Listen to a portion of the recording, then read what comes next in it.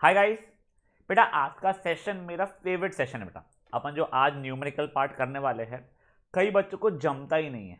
But बेटा अगर आप लोग आज एक बार ध्यान से देख लोगे ना, आपको वो पैटर्न ऑफ न्यूमेरिकल हमेशा के लिए जम जाएंगे। और ये सिर्फ आपको 9th में नहीं, आपको 10th में भी रहेंगे, 11th 12th में भी, और आगे लाइफ में कई बार ऐसे आ सकते हैं आपको। तो गाइस प्लीज आज के सेशन में थोड़ा ज़्यादा ध्यान देना। सिंपल है बेटा, कंसेप्ट बहुत पढ़ाने के तरीके से बहुत अलग अलग होते हैं। जिस तरीके से मैं पढ़ा रहा हूँ वो मुझे सिंपलेस्ट लगता है, इसलिए मैं वैसा पढ़ा रहा हूँ। तो प्लीज़ गाइस उस चीज़ को अच्छे से ध्यान देना है। उससे पहले बस एक छोटा सा क्विक फॉर्मूला रिवाइज करवा रहा हूँ मैं आपको। याद है ना आपको, दो ऑब्जेक्ट्स के बीच में फोर्स को हम कैसे करते थे? F is equal to G m1 m2 upon D square. ये याद है ना आप लोगों को? अब यही चीज़ के ऊपर हम लोग आज मल्टीपल क्वेश्चंस करने वाले। क्वेश्चंस क्या होने वाले बेटा? आपको रैंडमली बोल देगा कि मैंने एक मास को 3 टाइम्स कर दिया, एक मास को 5 टाइम्स कर दिया और डिस्टेंस को 2/3 कर दिया। अब मुझे बताओ मेरा नया फोर्स कितने टाइम्स है ओरिजिनल फोर्स के। अपन ऐसे अजीब अजीब अजीब कॉम्बिनेशन वाले क्वेश्चंस भी देखने वाले। बहुत सिंपल है बेटा सबके साथ, अगर आप ध्यान दे दो। 10th में अगेन, जैसा मैं लास्ट सेक्शन में शायद से आपको बताया था, आपको इलेक्ट्रिसिटी चैप्टर में ऐसे क्वेश्चंस आने वाले, इसलिए प्लीज़ ध्यान दीजिएगा। वो सबके बारे में एक चीज़ मैं आपको बता देता हूँ बेटा। छोटा छोटा कैलकुलेशन चीज़ें बता रहा हूँ आप लोगों को। बेटा अगर मान लो 2/3 डिवाइड बाय 5 है, ऐसा कुछ है मान लीजिए। मतलब क्या है ना, A/B divide by C pattern हो रहा है। बेटा अगर ये पैटर्न है, या फिर मेरा कुछ ऐसा आ गया 2/7/9 ऐसा, या फिर कुछ टोटल ऐसा आ गया 1/2 डिवाइड बाय 3/7, ऐसे कुछ भी रहे पैटर्न ना। कुछ नहीं बेटा, इनमें क्या करते हैं अपन लोग, देखो इसको मैं ऐसे लिख सकता हूँ ना, 2/3 डिवाइड बाय 5, मतलब 2/3 इंटू 1/5, मतलब ये इसके आगे चल जाता है। यहाँ पे देखिए ये कैसा होता है, 2/7/9, मतलब 2 मल्टीप्लाइड बाय 9/7 हो जाएगा इस चीज़ का। ये इसके साथ चल जाता है, ये नीचे ऐसे रह जाता है। फाइन। और ये तो सैंडविच रूल इसको मैं बोलता हूँ। क्यों? ब्रेड चीज़ चीज़, ब्रेड वाला, ब्रेड के बाद ब्रेड जाता है, चीज़ के बाद चीज़ जाता है। तो देखिए ये क्या हो जाएगा, 1/2 डिवाइड बाई 3/7, मतलब 1/2 मल्टीप्लाई 7/3। तो देखिए ये इसके पास गया, ये इसके पास गया। ठीक है। तो गाइस देखो ये दो में ना थोड़ा कन्फ्यूजन होता है अपने को कैसे करना, इसलिए आप प्रॉपर पैटर्न से ही करोगे अच्छा रहेगा। जब आपका ब्रेड एंड चीज़ वाली बात आएगी ना, सैंडविच रूल आएगा, तो आप डायरेक्टली कर लोगे तो चल जाएगा। वरना अगर आपको ये भी ऐसे पैटर्न से करें तो अमेजिंग। वो तो एक्चुअली कंसेप्ट है ही आप लोगों का। ठीक है, चलिए। अब गाइस होने क्या वाला है आपको मैंने पहले बता दिया है। हम रैंडम आपके चीज़ों को चेंज करवाएंगे।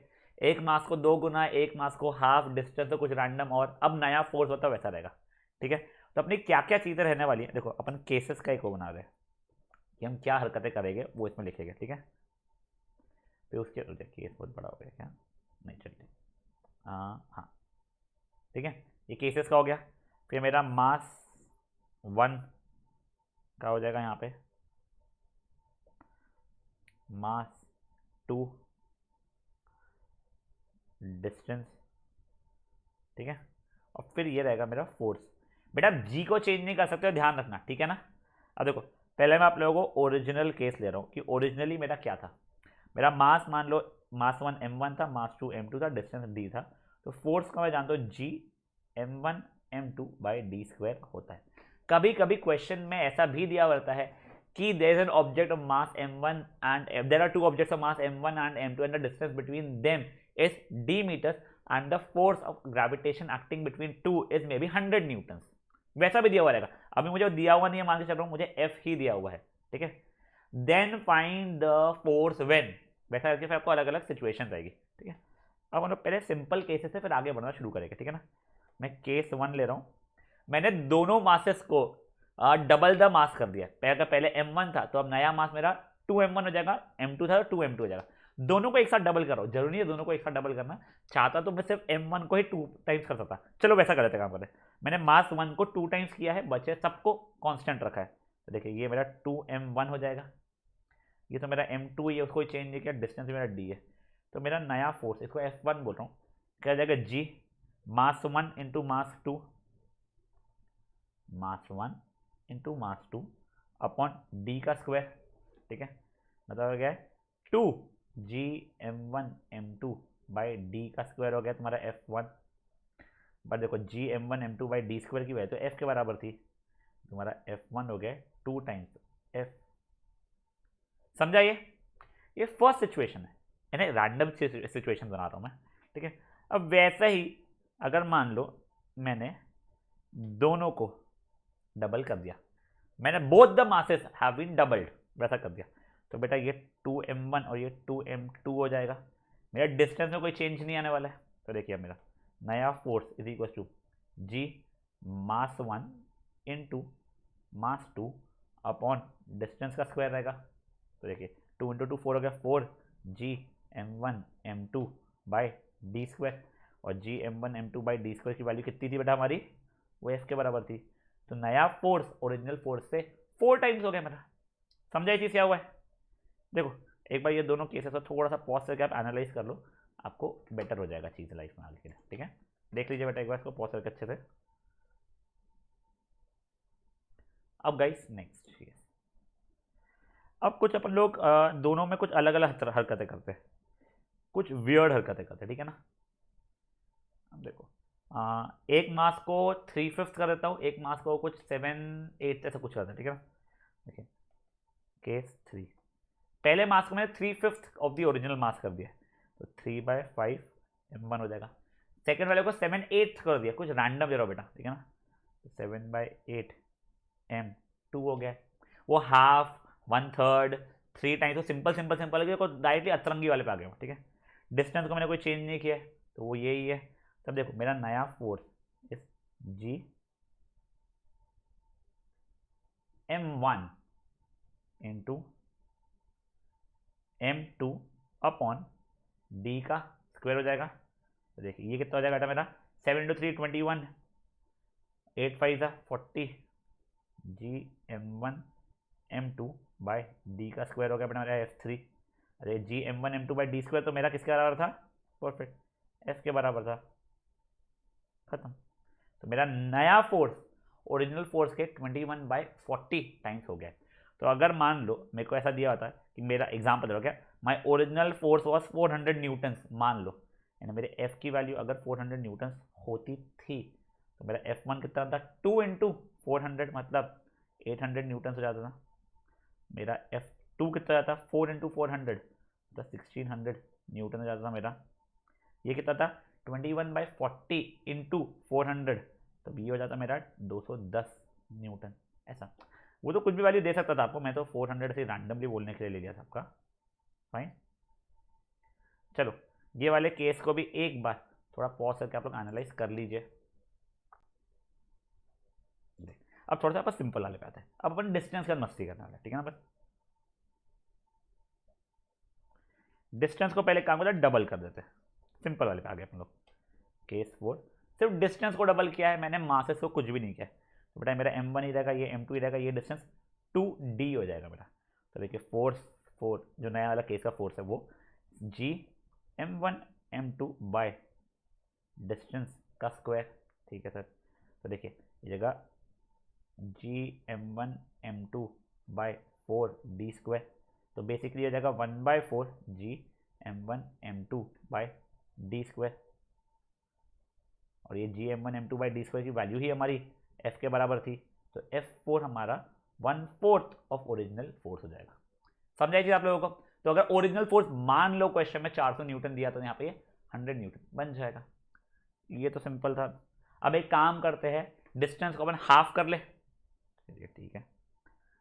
केस 5, ये मास m1 ये बेटा मेरा, ये मास m2 ही है, ये डिस्टेंस अब मेरा d/2 हो चुका है, ठीक है। तो नया फोर्स अब देखिए जी m1 m2 by D square, ठीक है। तो देखो G m1 m2 by D square upon 4। अब देखो याद करो, मैं आपको समझा रहा था जो स्टार्टिंग में मैथमेटिक्स कैलकुलेशन, वो यहाँ के लिए देखो ये जी m1 m2 divided by D square by 4 होगा। अब पलटेगा वो, तो f5 की वैल्यू जाएगी जी m1 m2 by D square, और ये 4 ऊपर जाएगा, देखो या फिर G m1 m2 into 4 by D square, f5 की वैल्यू जाएगी 4 जी m1 m2 by D square, मतलब हो जाएगी 4 टाइम्स मेरा ओरिजिनल फोर्स। क्या देखिए ये बेटा मेरा ये ऊपर ट्रैवल करता है, वो करके ऐसा हो गया। समझा ये चीज़? देखो ये भी फुद्दू सा था वैसे केस, और ये दोनों केसेस का आप एक बार एनालाइज कर दीजिए। देखो अगर डिस्टेंस अगर आप डबल कर दो फोर्स 1/4 हो रहा है। देखो बताया था स्टार्टिंग में आपको, स्क्वायर से होता है प्रोपोर्शन बट इनवर्सली। तो अगर आप ये 2 गुना बढ़ा रहे हो ना तो फोर्स 4 गुना घट जाएगा। आप ये 10 गुना बढ़ाओगे ना तो फोर्स आपका 100 गुना घट जाएगा, 10 का स्क्वायर गुना घट जाएगा। ठीक है ना? चलो एक बार ये दोनों की दोनों देख लीजिए पॉज करके। चलिए सर ये तो हो गया। सर अब क्या, अब कुछ तो भी अतरंगी करते हैं अपन लोग डिस्टेंस के साथ में। तो अतरंगी मतलब कैसा, ये केस ये और भी हाँ। मतलब सर अपन ले लेते हैं कुछ 4/5 ले ले रैंडम, चलो ठीक है। केस 6 ये हो गया m1 है, ये m2 है, ये 4/5 टाइम्स मेरा डिस्टेंस हो गया। तो मेरा नया फोर्स कितना हो गया बेटा g m1 m2 bye 4/5d का होल स्क्वायर। ठीक है, अब मैं निकाला तो हो जाएगा g m1 m2 bye 4/5d का होल स्क्वायर मतलब हो जाएगा 16/25 d स्क्वायर।